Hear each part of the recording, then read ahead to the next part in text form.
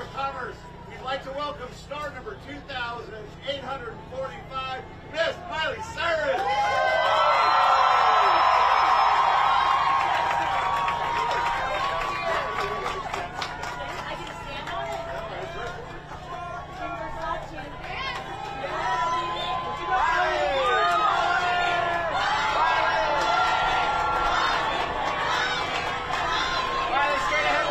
They called her the wrong name, right there, on Hollywood Boulevard, in front of thousands of fans who flew in from England, France, Japan, Brazil, Peru, people who camped out overnight on a sidewalk just to be within 100 feet of her.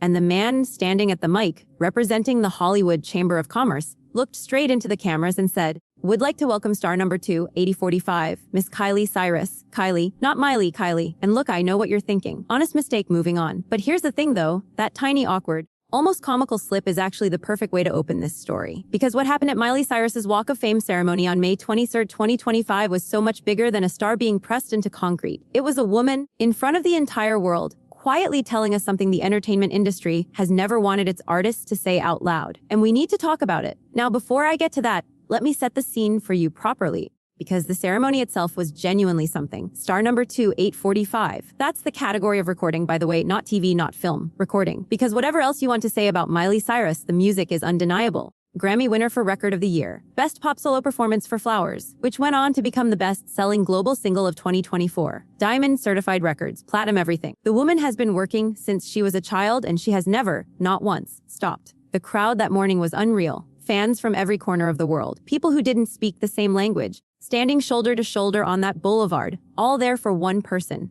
That alone should tell you something about what she means to people. Her friends showed up too. Anya Taylor-Joy took the stage. And if you don't know her, you know her work. The Queen's Gambit, Furiosa, Dune Part 2. She's one of the most in-demand actresses working right now. And she talked about being 10 years old, clutching a J14 magazine, seeing Miley on the back cover with her finger to her lips, and knowing, just knowing, that this girl was going to be something enormous. She said Miley didn't just grow up in front of the world. She outran every expectation it set for her. That's a real thing to say about someone. Think about what that actually means. Then Donatella Versus came to the stage. And Donatella being Donatella, she was incredible. She talked about Miley's work ethic, her integrity, the way young people look at her as a role model. She said Miley taught her to buy herself flowers. And she bought a lot. She said, believe me, the crowd loved it. Miley loved it. It was genuinely joyful. But then Miley stepped up to the microphone, and this is where everything shifted. I want you to actually hear what she said, because I think most coverage of this ceremony is going to focus on the glamour and the photos and Donatella's shoes, and they're going to miss it. Actually, let me be more specific. They're not going to miss it.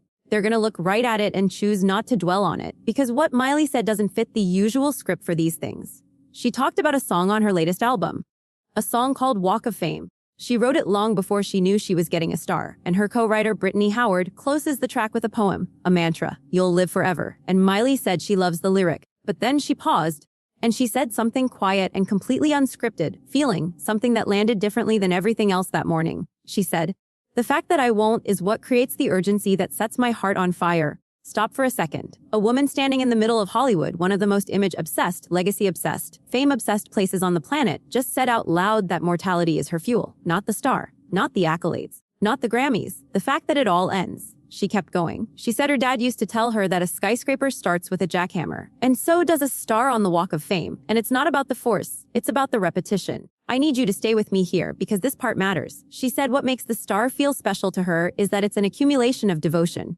not a win. Not a trophy, not something you chase or collect or make a record for. An accumulation of devotion. Over time, that's a completely different relationship to success than what Hollywood usually sells you. Usually the message is get the award, hit the number, land on the list. Miley stood there and said the star means something because of everything that built it quietly, day after day, without anyone necessarily watching. And then she said something that I genuinely think got lost in the noise.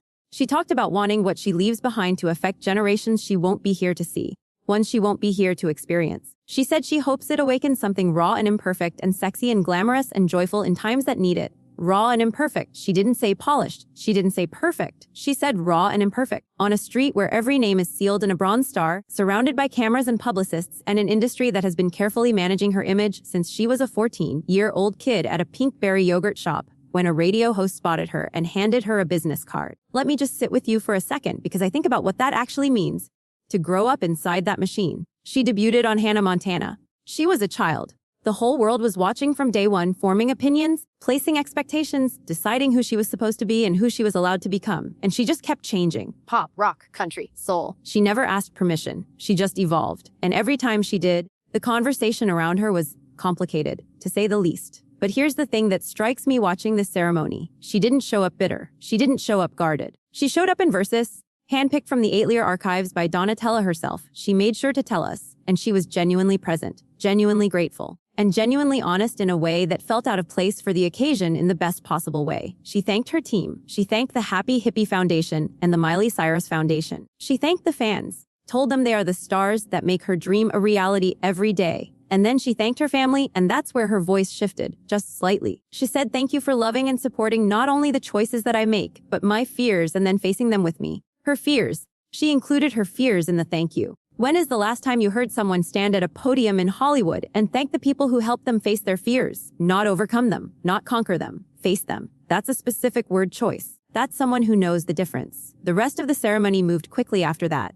They unveiled the star. Photographers shouted directions. Someone on the right side kept blocking the shot and everyone was politely losing their minds about it. Miley crouched down and touched the star with her hand. She smiled.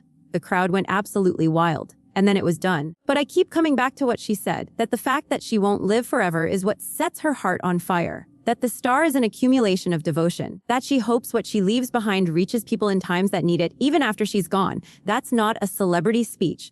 That's a person telling you exactly who they are and exactly what they're doing here. The name gaffe at the end, the Miss Kylie Cyrus moment. Honestly, maybe that's fitting in a weird way. Because one of the things Miley kept circling back to in her speech was the idea of boxes. She said she has a desire to break down the walls of boxes that we've been tricked to believe exist. The industry has spent years trying to put her in one, and she has spent years walking out of every single one of them. So they got the name slightly wrong at the ceremony, and Miley Cyrus smiled, touched her star, and kept going. Which, if you think about it, is exactly what she's always done. What do you think? Did Miley say something in that speech that the mainstream coverage is sleeping on? Drop it in the comments. I read everything.